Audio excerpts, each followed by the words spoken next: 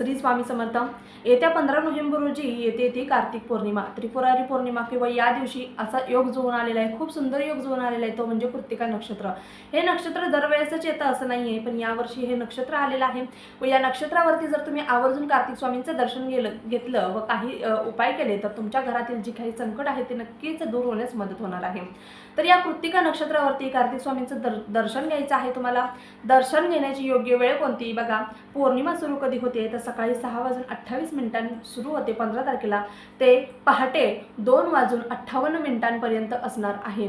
अशा पद्धतीने हा मुहूर्त आहे, म्हणजे शुक्रवारचा संपूर्ण दिवस तुम्हाला सेवा करता येणार आहे व 2 मोरपिसाचा देखील आपल्याला उपाय करायचा आहे व 10 रुपयाच्या नोटेचा देखील उपाय करायचा आहे। कार्तिक स्वामींच्या मंदिरात जाताना आपल्याला एक नारळ, एक खडीसाखर, हे 2 मोरपीस, एक कोरी करकरीत नोट घेऊन जायची आहे व तिथे गेल्यानंतर हा उपाय करायचा आहे। मग त्या नोटेचं काय करायचं, मोरपिसांचं काय करायचं